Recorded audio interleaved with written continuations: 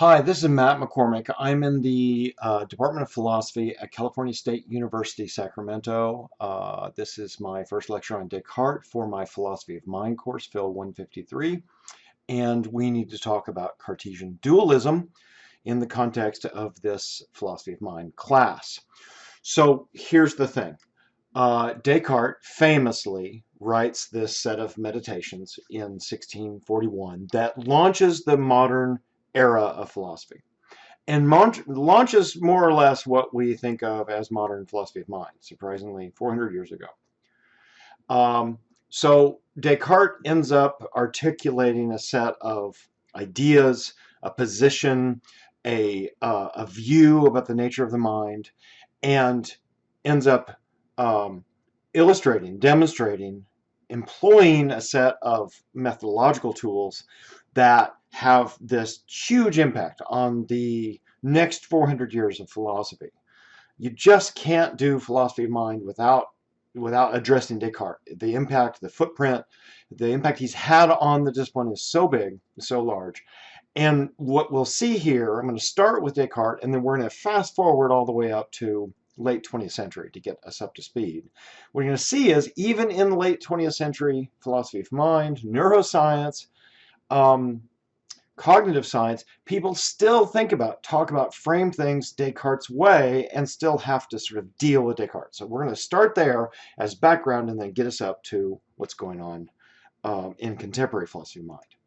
So Descartes in the Meditations, and I've only assigned some of those to you, sets off on this project about what can he know, what's real in the world, what exists. He's put it all off in his life, he says in the first meditation, and now he's arrived at a point where he can sit down and think hard about, well, what does he know with certainty? What does he know? What can he be confident about in the world?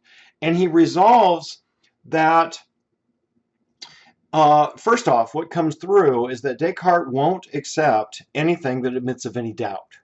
So he says it won't be necessary for me to reject a former belief I had simply by it won't be necessary for me to prove it false. But if it admits of even any doubt, then I'm going to set it aside. I'm going to throw it away and see what I can find in the things that I formerly believed that I can know with absolute certainty. Okay, so that's important. That's going to matter for the rest of Descartes. It's going to matter for what we do, what follows. So Descartes got this idea that knowledge requires absolute certainty. So the justification we have for whatever we believe has to be bulletproof. So he throws out everything else in response or in the light of that sort of acidic criteria. And what happens is that you get this famous global skepticism from Descartes, that when you ratchet up the requirement for knowledge to that level, then it turns out very little can withstand it, very little will survive. So he thinks that I can only know that which does not admit of doubt. And in the first meditation, he sort of runs through these scenarios. He worries about a dream hypothesis. Maybe I'm dreaming, in which case these things I think I see around me or I think I feel are not real. That admits at least of doubt. It's at least possible that I'm dreaming, so I'm going to throw that out. And then he sort of argues with himself and says, well, no, surely I know when I'm dreaming. I can tell the difference between dreaming and not dreaming. And ultimately, he works through these layers or these levels of skepticism and realizes, well, what if God is not who I thought it was? Or maybe God's evil or malignant or malevolent? Or maybe there's a malevolent demon out there that has vast power that is deceiving me into thinking all these things that I currently think and believe are true. Even things like 2 + 3 equaling 5 or something like that.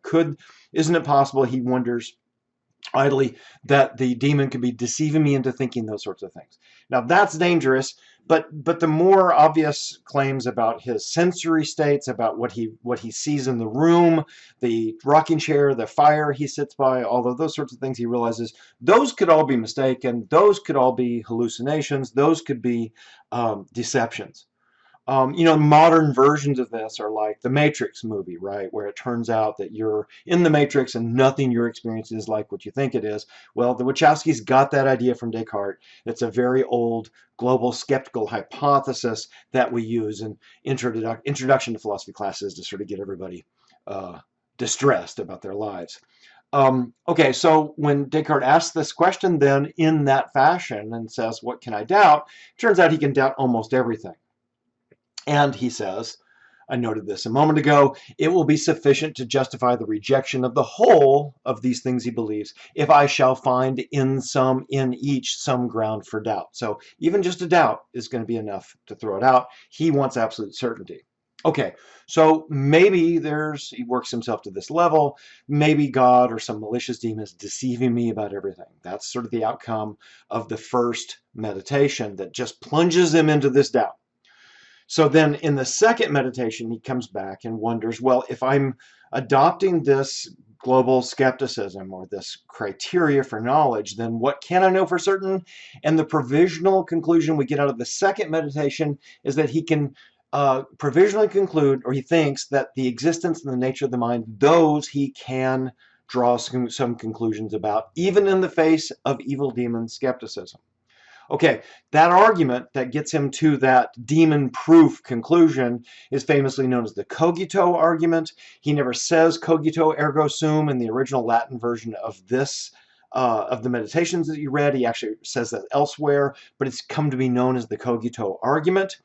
And I'm going to articulate it a bit more carefully and a bit more with a bit more length and separate some steps a bit differently than he does in the passage. But you'll see it in there. I think it's in section 4 of the second meditation. So look, Descartes realizes that either I'm the victim of this evil demon skepticism and I'm being deceived, or I'm not being deceived about what I think is around me in the world. Maybe it's out there, maybe it's not. So let's split the two cases and consider both options. If I'm being deceived, well, I'm thinking about being deceived because I'm now the subject of deceit, and I'm sitting here wondering, am I being deceived? In either case, it turns out I'm thinking, or that is to say, the immediacy and the direct clearness of thinking in his own mind is something that he concludes the evil demon can't deceive him about. The evil demon can't bring it to be that he's not thinking when he thinks he is, and the evil demon can't bring it to be that he doesn't exist when he's thinking about existing. To be thinking is to exist. Those can't be severed, can't be separated. Now, something could exist without thinking, but we're wondering, and the only thing he knows is, could I be thinking and not exist? And he realizes not even the evil demon could do something like that. Suppose I am being deceived. Well, a nothing, an emptiness, a void can't be the subject of deceit. It can't be deceived. So if I am being deceived, then I must be something. I have to be something that is the recipient of the ruse, of the deceit.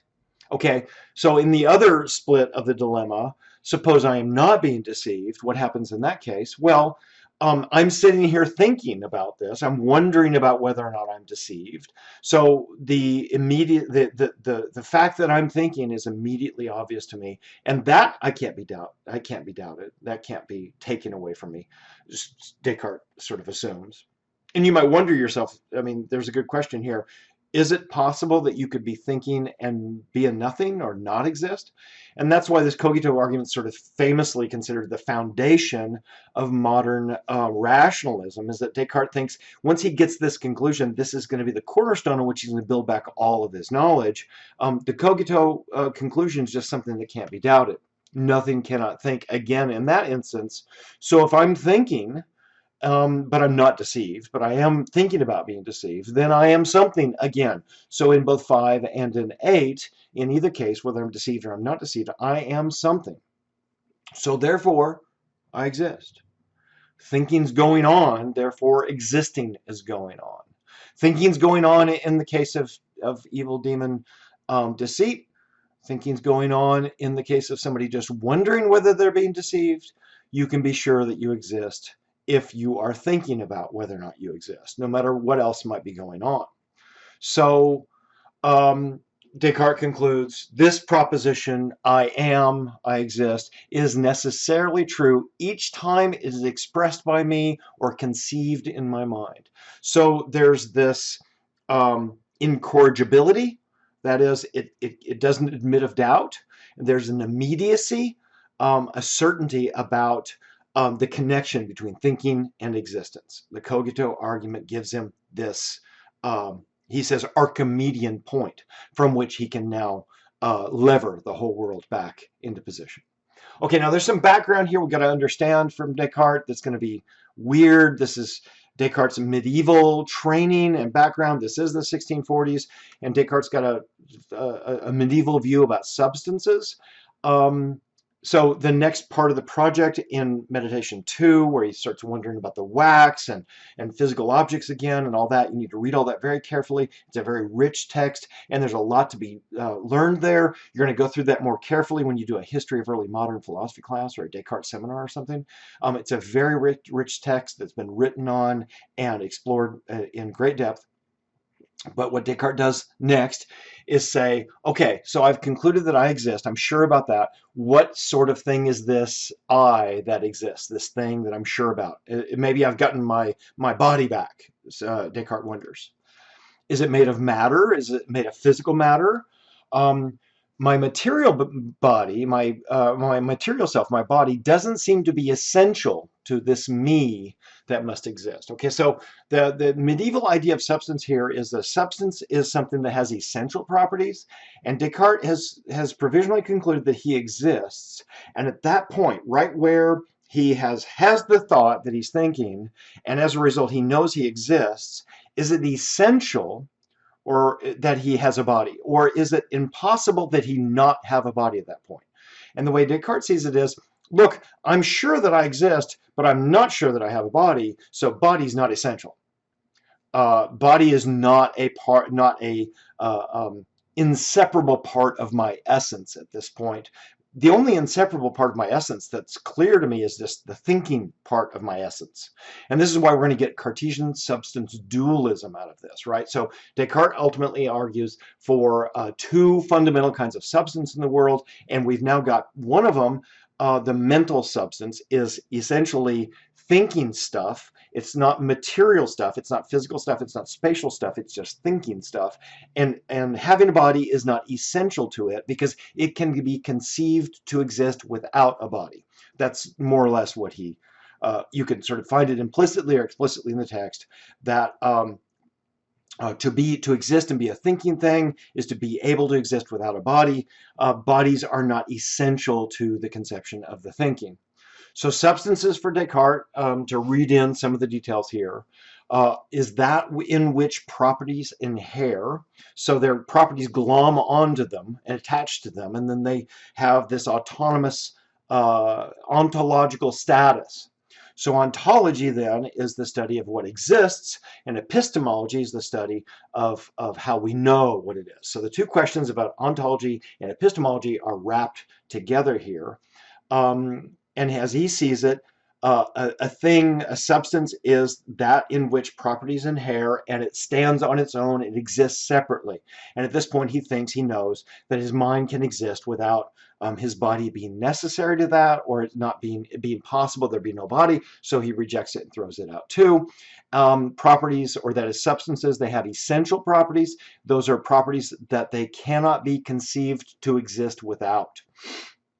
And I'm giving you a lot of background and filling a lot of details here from Cartesian scholarship that won't be fully clear in some of the parts you've read, but you'll have to sort of use this to help you understand the text as you go through it. Okay, so as a result, we get Cartesian dualism, two substances, corporeal, which are physical substances, and incorporeal substances, which are mental substances. Minds are essentially different than material bodies, and this is a new argument that comes later in the Meditations. It's about divisibility. Matter, Descartes thinks, is essentially divisible. Matter is the sort of stuff that's spatial and that you can always chop it in half and cut it into more pieces and separate the pieces spatially. That's something that's not true, he thinks, about his mind. His mind can't be split or divided that way. That is, when he recognizes or acknowledges and confronts the essential thinkingness of his nature, or apprehends that he's thinking, that's a unified, atomic, indivisible idea and indivisible conclusion, indivisible entity there. It can't be divided up. For you to divide something is then into two parts, and to think about them as two parts is for you to be one being who's now thinking about two objects. So there's something inherently indivisible about the mind, about the self. Matter, however, can be divided up.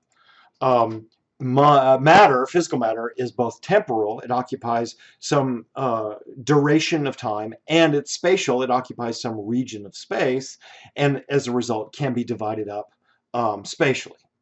Bodies can be conceived to exist without minds, he says, and minds can be conceived to exist without bodies. And since we can conceive of the two as separate, then that means they're not essential to each other, because to be essential means it's that which it can't be conceived to exist without. So if I can separate them in mind and thought, in conceivability, then it's logically possible they be separated, and that means they're not essentially necessarily tied together. Our minds and bodies are tied together, but they need not be. And that's why we get substance dualism from Descartes.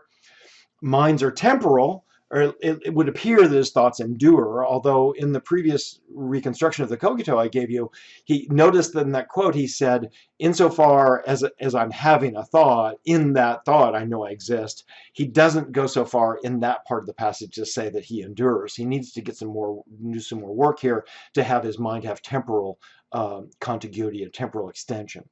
But we do know minds exist in time, but they need not be in space. They're not divisible, so they're essentially different.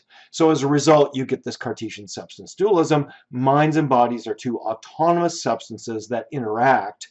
Your body interacts with your mind, and they're uniquely joined. I think the metaphor he uses is like the captain steering a ship. So your mind is driving your body, not other bodies, and they're connected. But they're fundamentally different substances. Okay, so now let's talk about some of the methodological stuff going on here. This is going to be important for what we're going to learn when we look at some contemporary psychology with Nisbet and DeCamp-Wilson, and then we look at Schweizgebel's argument about introspection.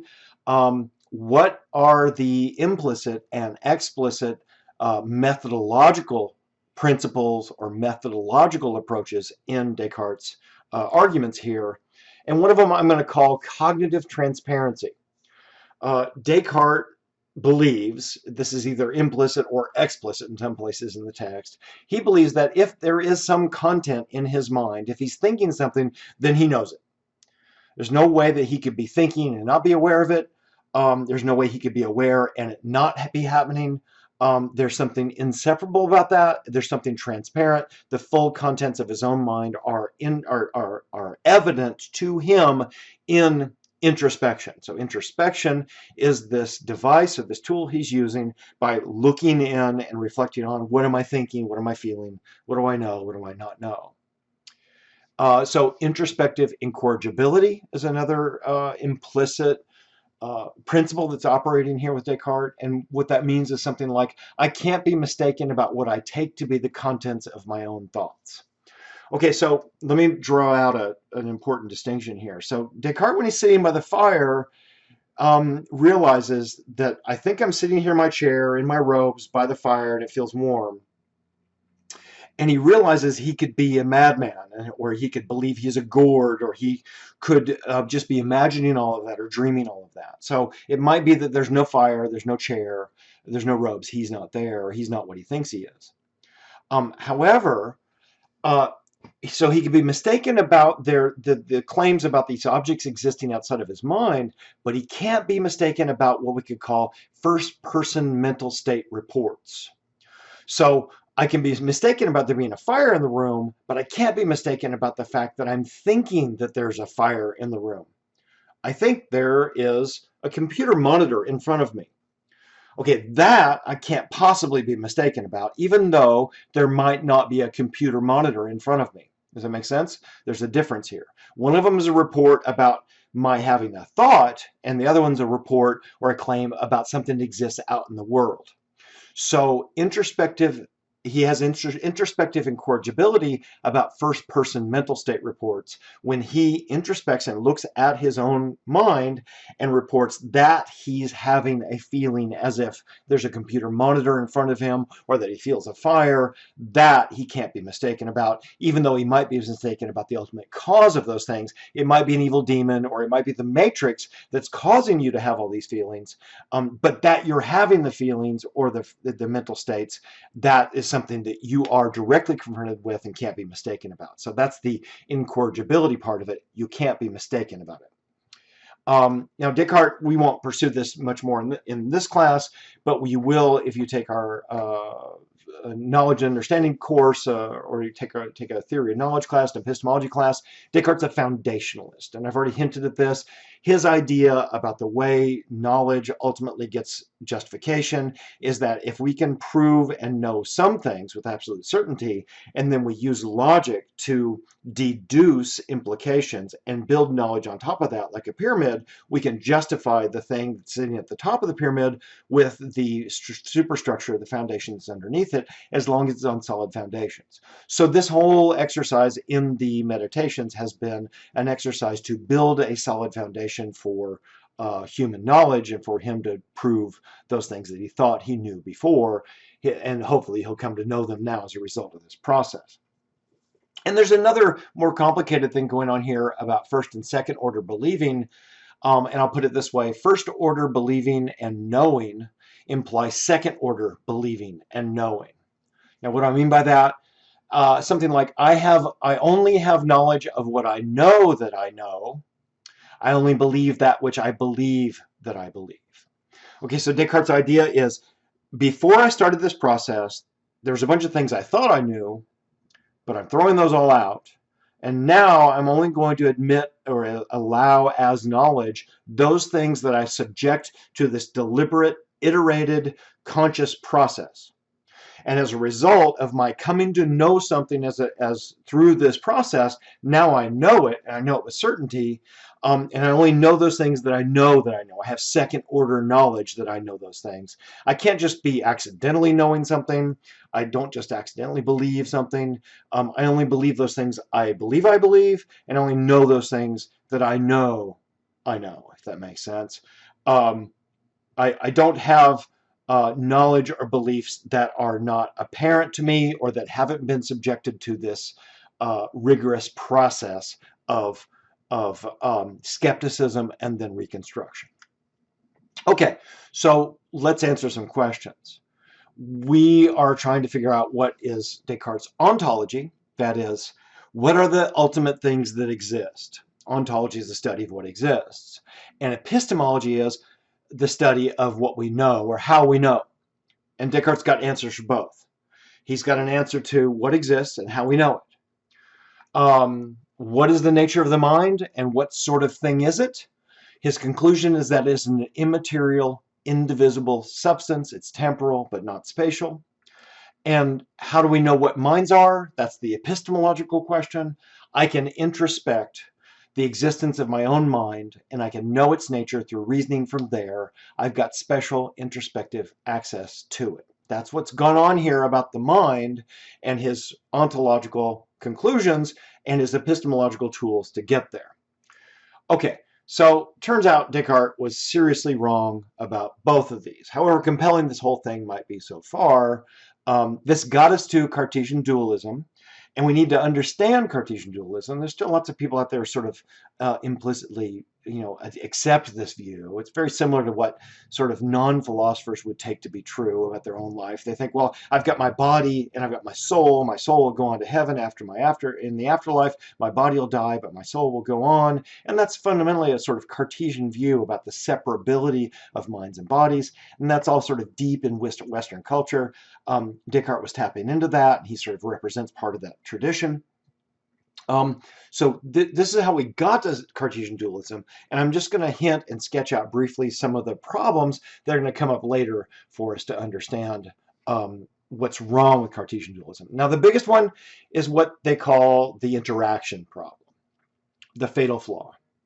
It often gets just stated as a sort of a set of questions, but I'm going to state it a little more forcefully. Look, we've just concluded that minds are essentially non-spatial. Descartes said that spatial things or bodies can be, the mind can be conceived to exist without those, so they're not essential to it. So spatiality is not part of being a mind. Bodies, however, are essentially spatial, and this comes back in the sixth meditation, which you're also reading. Descartes says that our minds and bodies are joined. They interact with the mind controlling the body like a pilot directs or steers a ship. But here's the problem. If they interact, then there must be some spatial location where the two can make causal contact. That is, where does a mind hook up with a body? Now, bodies have wheres. They occupy space, and they have a location. But minds, in that they are essentially non-spatial, don't have a where. There's not some location that they occupy.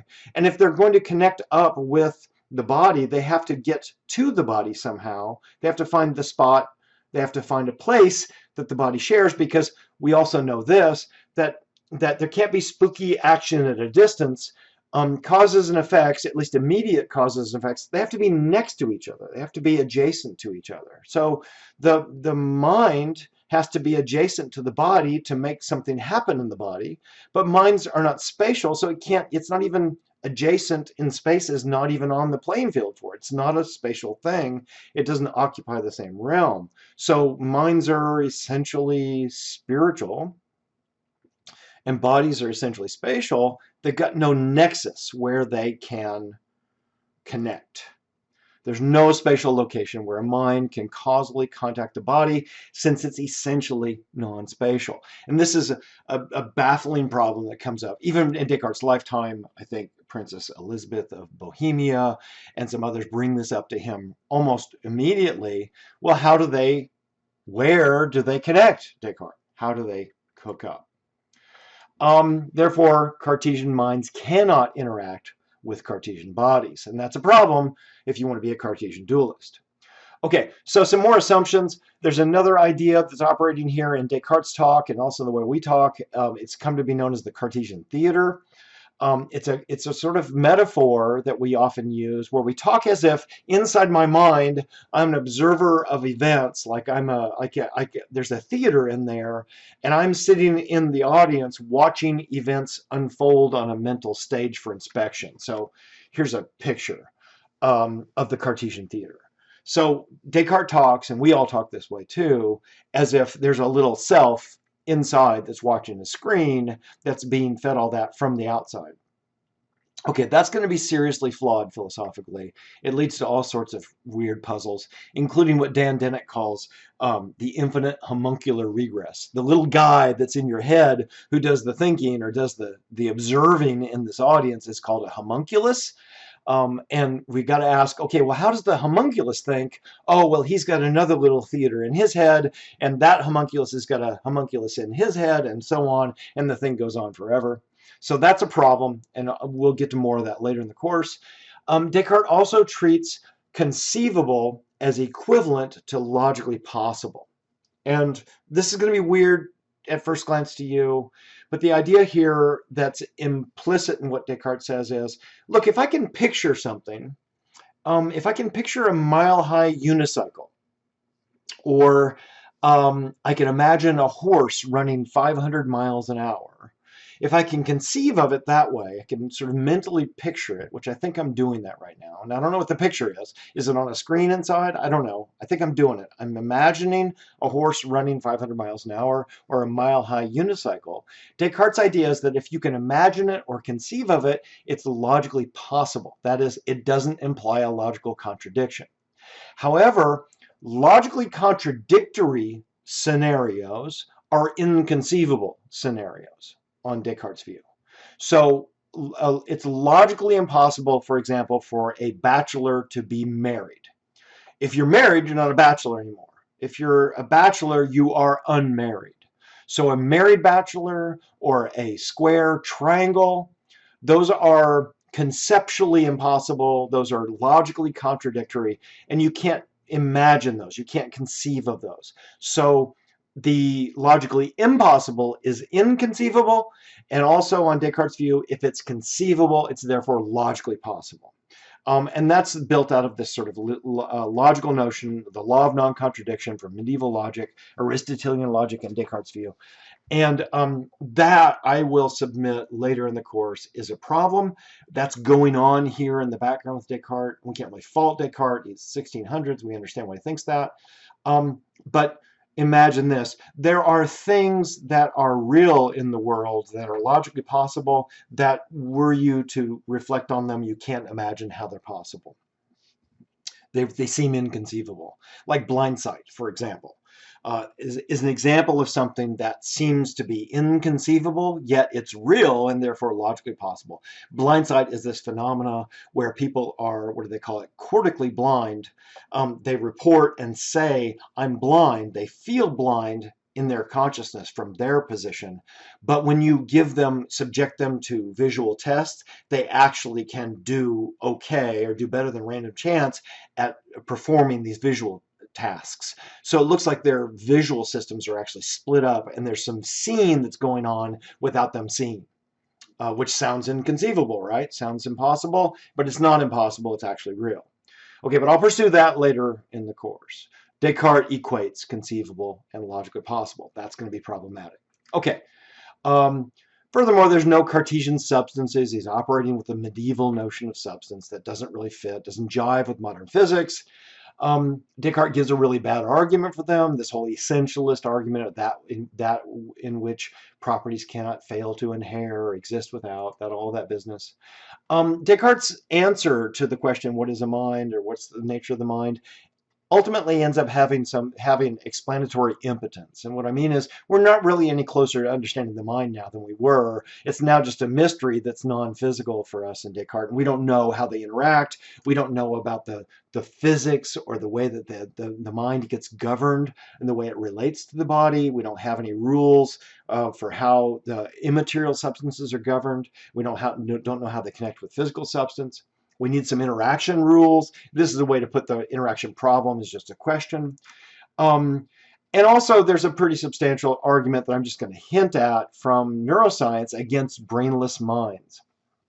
So Descartes suggested that minds can exist without the brain. But look, we've got a mountain of evidence that shows that if you introduce hallucinogenic compounds into the brain, or or somebody has brain damage, or someone has a stroke, or someone has a car accident with a motorcycle accident without a helmet, or there's otherwise brain damage, that has commensurate mind damage. It can erode or destroy mental functions. We don't have any reason to think that minds swing free from brains and just have nothing to do with them or don't need them in order for full functioning. In fact, quite the contrary, we have every reason to think that you need to take care of your brain in order for all your mental functions to be in fully intact, and that every bit of damage or harm we do to the brain results in damage in some form or another to the mind. So neuroscience suggests that you can't have a brainless mind. You can't even have a damaged brain without a damaged mind. There's no evidence, not any substantial evidence, I'll maintain. And I'll also point you to an article that should be linked on the schedule, one of my published articles about the existence of immortal souls, about whether or not the soul can exist without the body. And despite people's claims about seeing ghosts and all that, there's no real tractable evidence for autonomous souls that exist independent of brain and body. And that's a whole nother discussion, but that's another problem Descartes got going here.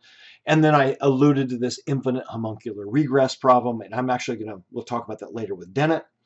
And there's a picture depicting the homuncular regress. If you adopt the Cartesian theater view, as if there's a little homunculus inside who's watching a screen, now you've got to ask, how is the homunculus doing the thinking? And if your answer is thinking is performed by a homunculus, then the homunculus has to have a homunculus in their head, and so on and so on and so on. We don't want to fall into an infinite homuncular regress. We're trying to answer the problem of how thinking happens, or how mental states occur, or what the essence of mind is. Okay, so we've now seen the argument for Cartesian dualism. Minds are essentially non-spatial, immaterial things, he says. They're joined to bodies, essentially spatial and temporal. We know minds epistemologically. We know them incorrigibly and perfectly through introspection and reasoning, was the way he did that in the second meditation. It turns out he was wrong about all of the above, and I've hinted at some of the major problems. You got the interaction problem, you've got the no brainless minds problem, and so on. All right, so that's, in a nutshell, a huge, huge topic and a vast body of research on Cartesian dualism that would get us started to understand the background to modern philosophy of mind and be able now to start understanding how modern philosophers frame out the question of understanding what are minds and how do we get to know them. Because we're going to look next at a bunch of research about whether or not introspection is reliable.